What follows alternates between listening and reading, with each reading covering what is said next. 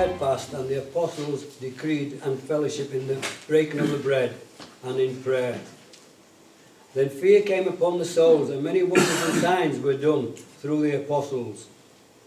Now all who believed were together and had all things in common, and sold their possessions and goods, and divided them among all, as everyone had need. So continued daily with one accord in the temple, and the breaking of bread from house to house. They ate their food with gladness and simplicity of heart, praising God, having favour with all people, and the Lord added to the church daily those who were being served. This is the word of the Lord. Today we are going to continue in our Back to Basics series. As a matter of fact, we're going to be spending a few weeks on this particular topic in different ways, and I'll explain that here in just a second. One of the major challenges is that we often will have an idea or an understanding about something.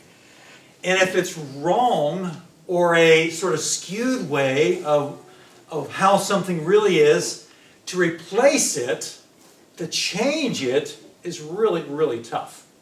For example, for the number of years that I've been here and in other countries, the idea about Americans when it comes to things is that every American lives in a big house, has 2 cars, and it's always sunny. Isn't that amazing how people get this idea? Where do they get this idea from? Of course, television, which is the source of all the truth, right? Except the internet now is taken over as the source of all truth. Being a South African. I can imagine. I can't believe I'm white. Yes, indeed. Yes, indeed. The challenges we face. So this is a tough thing. I mean, it's almost like you're going down this road and you develop this sort of rut in the path, and to get people out of this rut, I'm thinking that no, this is not the way it is for everybody, is a tough job.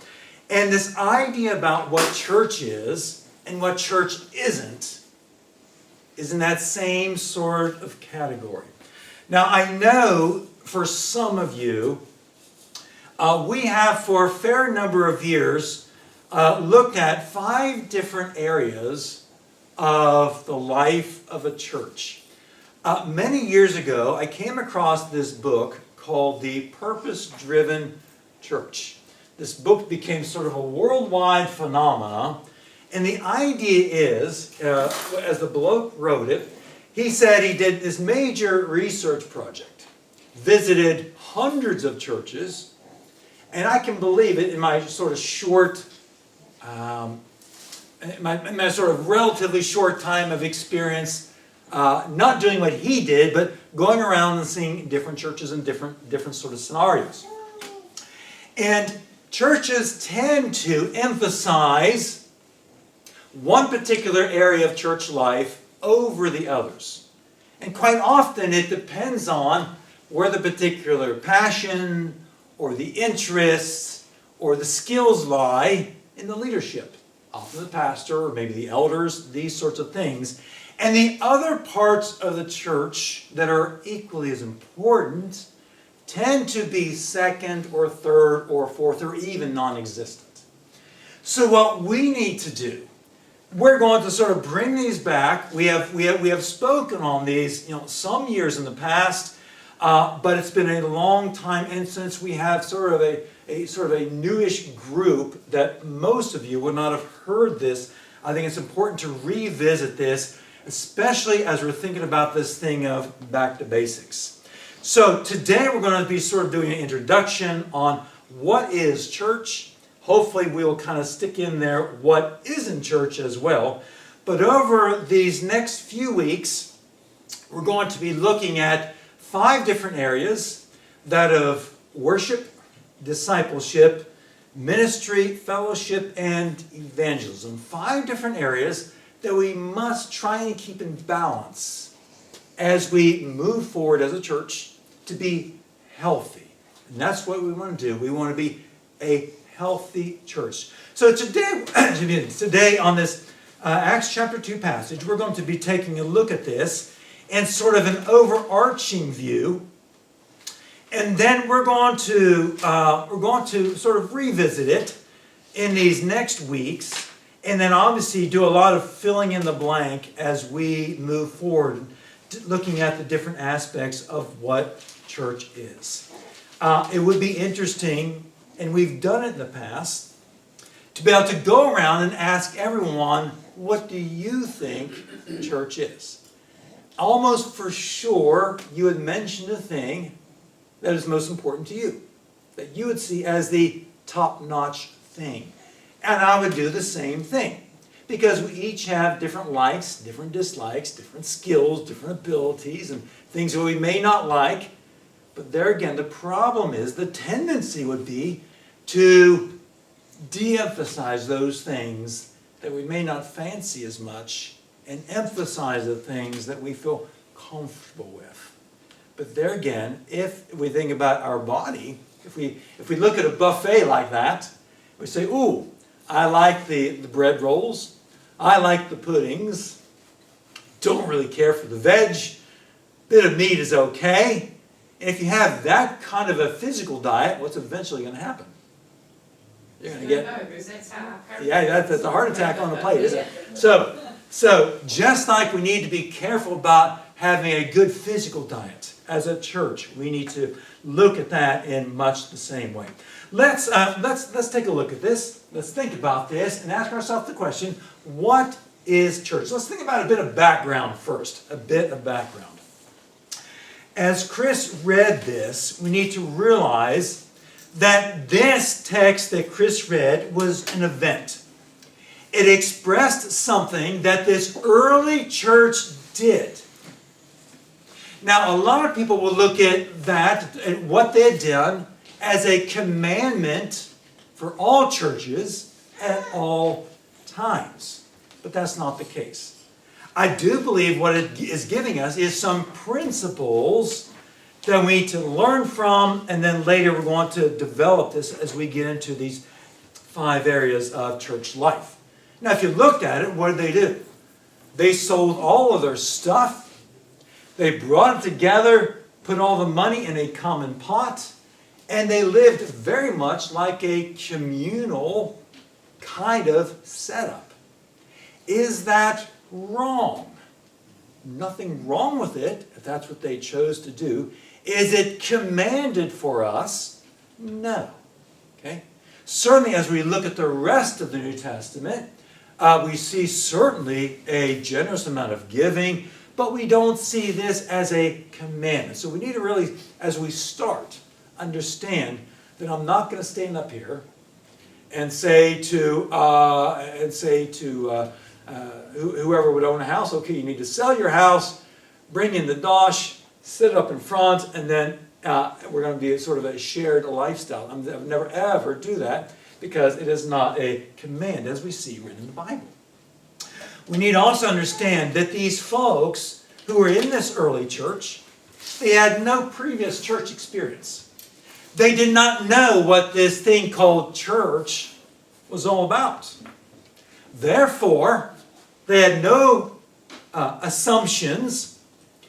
The other upside, the other positive thing was, there was no one who said, well, we've always done it this way at the other church, and therefore we've got to do it this way here, right? They didn't have that problem, because there was no other church. There was no previous church experience. And when someone would have said, well, we've never done it this way, no one would have known what it was, because there was no it. All they knew was of Jesus. All they knew was his resurrection. All they knew was the explanation of the gospel and what God had done for them. So everything that they did was an outpouring of what they felt inside and what they knew that God had done for them. You may ask the question, well, Eric, goodness, if you look at the numbers there, in a relatively short period of time, there were even if you read the previous verse, it said, as Peter's preached, says about 3,000, verse 41, 3,000 people came to faith all in one swath. Can you imagine that? Can you imagine if Acts chapter 2, verse 41 happened in Rosso today? Goodness, we have 3,000 people in here, what would we do? I mean, certainly there wouldn't be very much social distancing happening, I guarantee you that. 3,000 at one time. So, Eric, what church building would they have? Would they meet in the temple? What would they do? Well, here's the idea. Back at those times, there were no church buildings. As a matter of fact, when we think about church buildings, that is not a modern day thing. However, it's been recently discovered that probably the very first building that was built specifically as a church was probably not until around 300 AD. 300 years after the time of Christ. 300 years. I know it's easy for me to stand up and say that, but how long is 300 years? It's a long time. Why, it's at least twice as long as Chris has been alive. So, it's a really long time. 300 years. Remember, there's a picture of the dig that archaeologists have found some images, some pictures, some sort of mosaics that illustrated some biblical stories that they pretty much sensed that this was the very first purpose-built church building. However, 300 years after Christ. So the idea is meeting in homes was the norm. They wouldn't have ever thought of meeting in a separate building. So all these small groups would gather together in various homes and talk about the scriptures. They would sing. They would bring offerings, all sorts of things. And it wasn't until it was decided that, hey, it would be a good idea for us to be able to have a separate little facility that we could use to gather more people, because your average person would not have a mansion. It would be a small place. So you maybe would be able to gather 10, a dozen, maybe 15, and 15 people. And they said, wouldn't it be a good idea to be able to have a place where we could have a little bit bigger meeting? But not till roughly 300 AD. That's a long time. Now, however, Jesus did establish the church. And I think most everyone here knows, hopefully, we've touched on this before, most everyone here knows, hopefully, that the church building is different than the church. Okay? We all understand that. The church is defined as the people. We can meet together as a group of people anywhere. If Homescar burned down tomorrow, we can meet at Adam and Jesse's flat or Steve's bungalow, and we could still do church. Okay, we could still do it. If no one had a house or bungalow, we could meet underneath this tree over here and still have church. Okay? We can meet at Rosie's play tent at the house, and we could still have, what is it? Church. We could still do it. So church is the people. Now, the word church from the original language is actually a word that you may have heard before. Have you ever heard this word? It's pronounced a couple different ways. Ecclesia or ecclesia, sometimes it's pronounced. Don't know if you've ever heard of that word before. It is a Greek word. It's made up of two separate words, ek and ecclesia, or that is a word that actually means to call out. So ek means out. Kaleo is the verb, means to call. So the word church put together actually means to call out. To call out. A group of people that is called out. So this word was used to describe this brand new thing called a church. Now this word was not invented in order to serve the church. The word had been around for 500 or 600 years before. And the word was used in those very ancient Greek civilizations to call out people to come and decide policy. So it was a government kind of term. They said, we're going to have an ecclesia. People would come. It was the blokes, because it was that kind of a culture. The blokes would come. They'd have debates, discussion about local policy, rules and regulations and what they do. That was their ecclesia. They were called out from their homes. They met together in a public place, and that's what they decided. And the church said, well, you know what? That's kind of what we do. We are called out, and that's where this idea came from. Okay? So Jesus did establish the church. He did not establish a church building. That's why we don't have to have a building. We don't even have to have this. It's nice to have it because it helps us do what we do, but we don't have to have it. Now, let's look at the text in particular. I want you to notice that within these few verses that Chris read, I'm going to say that there was an intensity. There was an intensity of things that was going on. I want you to just notice some things here. Here were a few key words, we're going to call them. It says, for example, verse 43. Verse 42, they continued steadfastly. We're going to get to that in just a minute. But then it says that fear came upon every soul. Not that they were afraid. Okay, be careful. Sometimes we look at the word fear, and fear can have different meanings. The idea behind this kind of fear, that it was a respectful awe. Okay, A-W-E, that kind. It's like, you know, when you have the little emojis, and the little emojis have your mouth open, wow. Okay, it's the wow thing in today's English.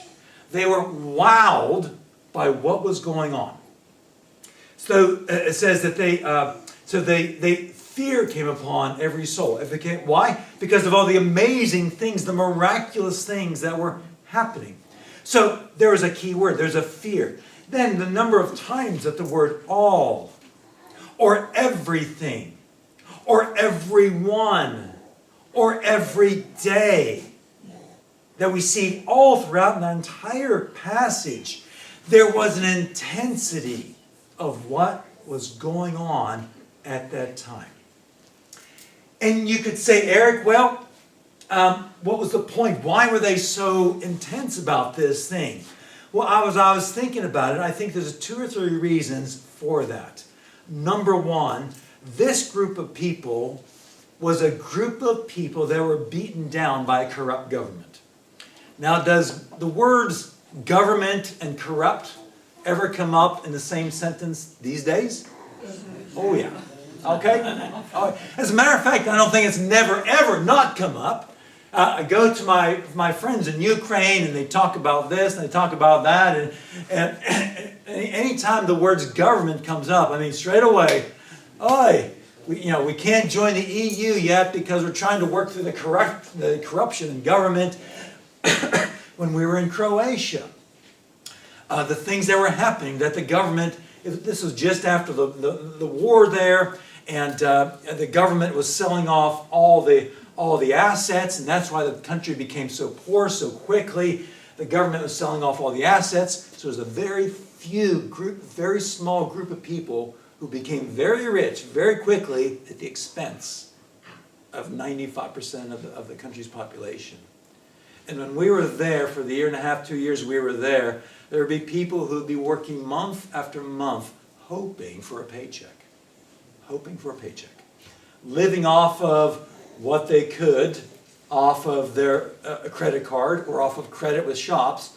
But as you know, a shop can't provide things off of credit forever. They need cash. They need dosh to be able to operate.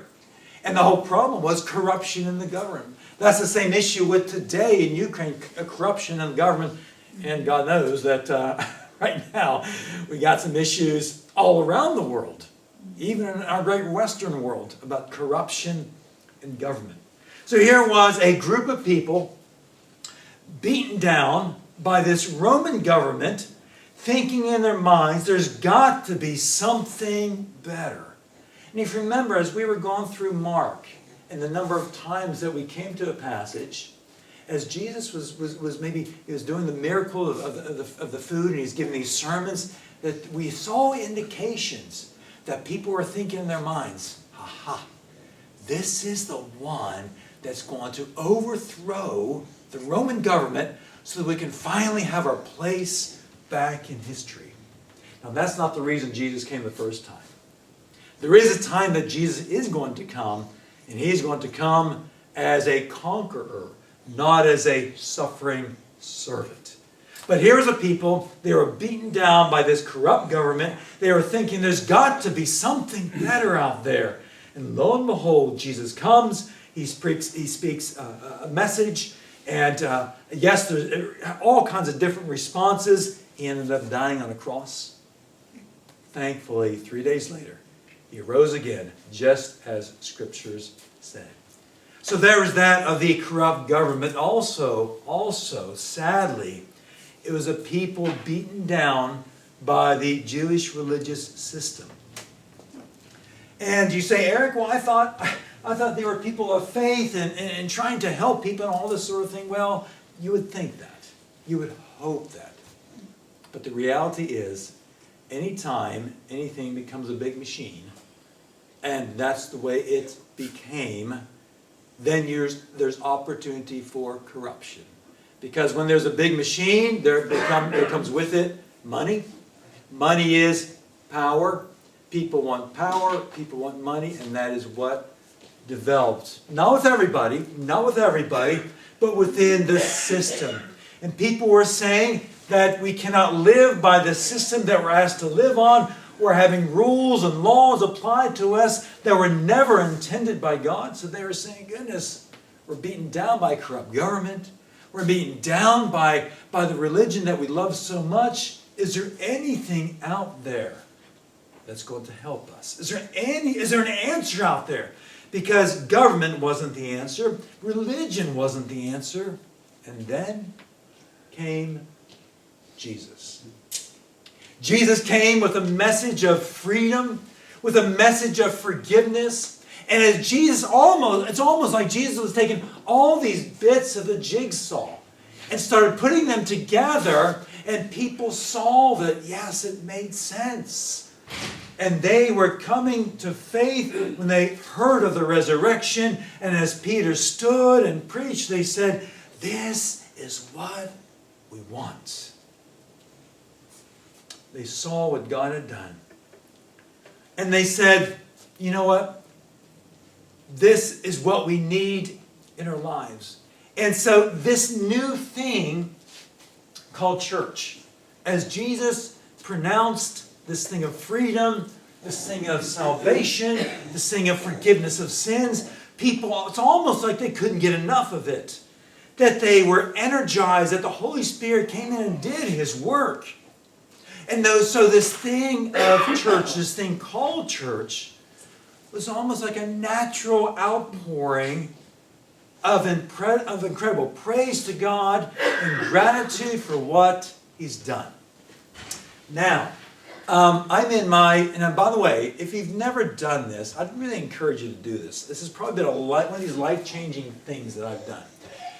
Probably in the 8th or 9th time of sort of making a choice, a decision to read through the Bible in a year. Now, some people will do it maybe 2 or 3 times in a year. To me, it's a bit pacey. I need to get something out of it.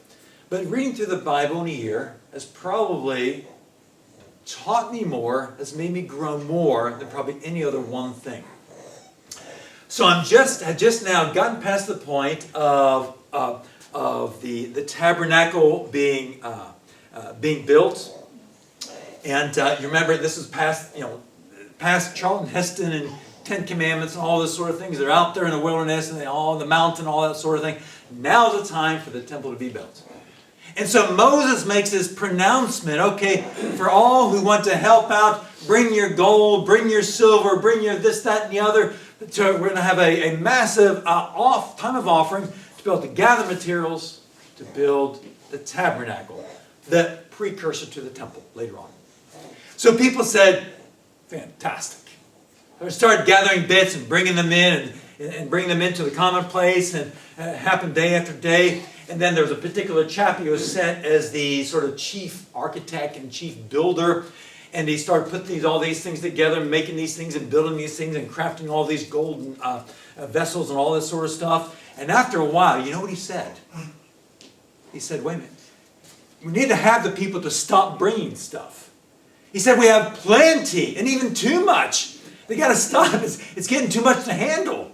It's almost like he said, you're bringing too much stuff from the charity shop. You just got to stop. Nothing, no comment regarding Lisa. Don't worry. No innuendo there. They said, we got to stop bringing this stuff. It's just too much. And why would they do that? Why would they do that? Why would they bring all that stuff? My gosh, if you had a gold and treasure trove and jewels and expensive things, and why would you just keep bringing the stuff? What would be the point? Why? Why? To show you care. To show your care. To show that you're really vested in this thing. To show that you really believe in this thing of the tabernacle, the place where we can worship God and be together and do all those things that God wants us to do. Man, they were into it. Almost too much. Moses said, listen guys, you need to stop bringing this stuff now. We've got too much. What a problem to have. But that was the problem. Because they were so overjoyed. Now this is after the calf. Remember all the calf stuff, the golden calf and all the mess there, all the moaning and complaining. Okay, they had gone through a lot of stuff. So now there was a group of people who loved God, who want to worship God, who want to do what God had said. And they were bringing all these things. And Moses said, it's time to stop.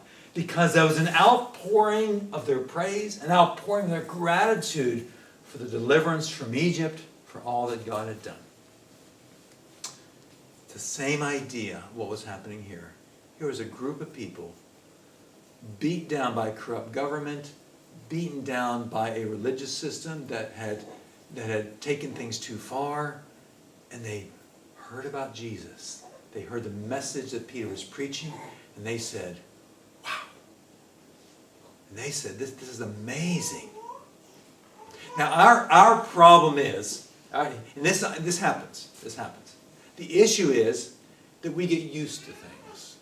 And church is no longer an exciting thing. It becomes part of the furniture. It becomes part of what we get used to. And so it's no longer exciting. It no longer wows us. We are past the point of Acts chapter 2, and then we develop hearts that are, can I say, complacent. Hearts that we lost the oomph. I share this story now and again, and we're sort of coming down to the wire now. I remember back in the States, we had got, this is way before the days of bread makers. I don't know, does anyone here have a bread maker, by the way? This little machine. Do you like it? Yeah, Is it good? Does it work nice? Okay. Mom was she was not a fancy cook or baker in any way, shape, or form, but everything that she did was absolutely amazing. Okay, absolutely amazing, especially bread. Yeah. So, and Mom still tells the tale. Anytime they had a work due, and everyone brought in bits and pieces, everybody always asked her, Janet, can you fetch in some of your buns, bread buns that you make? And it used to kind of sort of melt in your mouth, those sort of things. But I remember one day we had, so us Simpson boys, we had sort of gotten that from Mom. So I was making bread one day, and we were in our little house there in Virginia, in the States, making the bread, and stuck it in the oven, and then I went out because our post is different in that area. They don't have little slots in the doors. There's a little box up at the end of the street, and because we had a big little housing area, there's a big box, whole bunch of little drawers, almost like at the post office, like a post office box. So the postman pull up, he just had a whole bunch of keys, and like that. And so I knew I was expecting something, so I walk up to the top of the road, got whatever, came back in, and then I open up the door. And the smell, wow. Now here's the thing. It smelled like that while I was in the house. But it wasn't until I came out of the house and went back into the house when I appreciated it again, or more. And I think that's what can happen. We can get so used to things that we don't appreciate it. We don't understand really what we have. And so I think this early church, they had that excitement, they had that appreciation for all what they had. So there was an intensity. But then also, there was a commitment. There was a commitment. Church was a priority. The things that were happening in this brand new church was a priority to them. Notice what it says there in verse 42. It says that they continued steadfastly in the apostles' doctrine and fellowship, in the breaking of bread, which could have meant communion. It could have meant just getting together for a cuppa and a sandwich. That's what it could have meant as well. And in prayers, there was this whole list of things that they had a devotion to, that they had a commitment to. They said, we are church. We're going to do these things. We're going to be church together. We don't go to church. We are going to be church. It's an entirely different thing. How many times do we say, I'm just not bothered. I just don't feel like it. And that's often what happens. And what happens to people if they don't feel like eating? They die. And how many people, how many believers throughout history, particularly when we had gotten to the point of forgetting what church is all about, and don't realizing that church is far more than just a sermon on Sunday morning. Far more. Now, I'm all for the sermon on Sunday morning, if you get someone who's a good speaker. But sometimes if we think that that's all that it is, then we've lost the plot. We don't really get what it's all about. And I really think that one of Satan's strategies is to discourage believers so that they forget about these spiritual disciplines in our lives that these early believers got hold of, that of fellowship, that of the apostles' doctrine, of learning and being together and learning and growing. That when we forget about these spiritual disciplines, that's when the tree starts to die. And once that starts happening, it's just a matter of time before people will start to disappear. That is the pattern since the early days, and it continues on to today. So there was a devotion, there was a commitment to learning, to fellowship, to breaking of bread, to prayer. All those things were important, and they made it a priority. But then, they also recognized community and their actions. Notice in verse 44, we're just going to notice that they who all who believed, were together and had all things in common. Now again, I'm saying that the idea of a communal type of living is not a commandment, but that's just what they chose to do. But the question for us is this, is that do we see the idea of community as important? Do we make ourselves available for community involvement? I'm speaking particularly about church community. I mean, we have sort of different layers, don't we? We have sort of church community. We have maybe the message church community within our context. And we have the Lord's sort of larger Rosington community, and then even go further out than that. But here's the thing. I found, just by experience, that those believers who really grow, and who really get it, are those who are willing to invest what they can. And I realize, all of us are different. All of us have different time, what we're available, what we can invest, what we can't, and all the abilities and health and all those kind of things. Those are all really real factors. But if we pull ourselves back from any sort of involvement, then that person will be someone who just doesn't get, who doesn't understand what church, at least a major part of what church is all about. So they recognized community, and their actions showed that they recognized community. So they saw that church as a family, as a spiritual family, was part of their DNA. Okay, what is DNA? What's DNA? 3 letters, I know. But it's those bits inside of your cells that actually are the building blocks. It tells your body how to make all those cells. It's kind of a biological thing. I hated biology as a teenager and still don't like it. Chase loves it. I don't understand that, but that's okay. But anyway, I do know what DNA is. Okay, DNA is that program that tells your body how to make all your cells. Pretty amazing how God did that. But seeing church as family was part of their DNA. It was part of what they had developed within their group. And then word was spreading and something was happening. That leads us into our last little bit here. In that, there was blessing. However, soon to be problems. Wouldn't it be great? Wouldn't it be great if we could take this particular little line and just draw a line right there, keep this bit, throw this bit away? Wouldn't that be nice? Wouldn't that be nice? However, that ain't real life. It ain't real life. Notice what it says there in that last verse. As they did all those things from verse 42 all the way through verse 46, verse 47 says, praising God and having favor with all the people. Goodness, it just didn't benefit those within the church, but it benefited everybody. All what was happening. That the Lord added to the church daily those who are being saved. Because all of this was happening, the ground was prepared for God's favor, God's blessing. Things were happening. There was numeric growth. There was spiritual growth. Both things are important.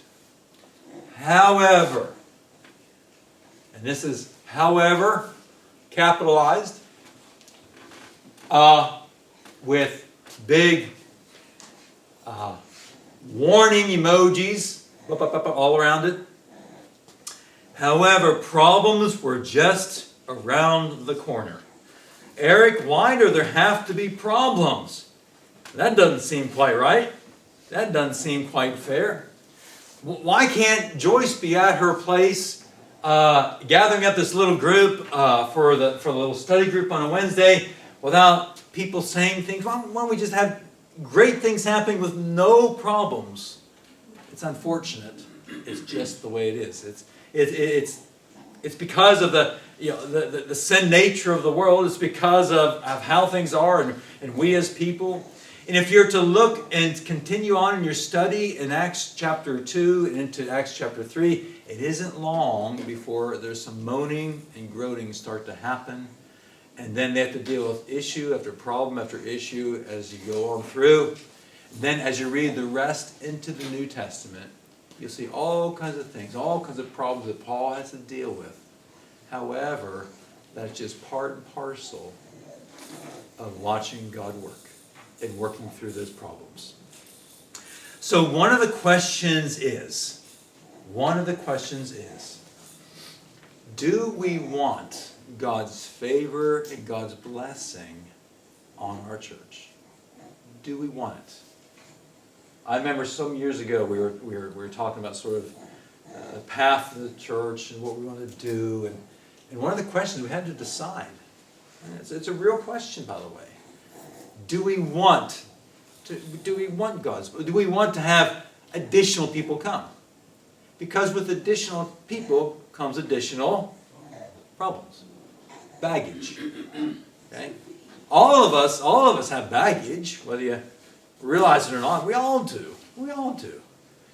And the reality is, as additional people come, as additional baggage come, then there are going to be also dynamics and difficulties and challenges. So we have to decide, do we want that, or are we just quite happy with a dozen or so people that we have? Because we're quite happy. That's one of the questions we have to decide. But I'll tell you this right now, that the excitedness,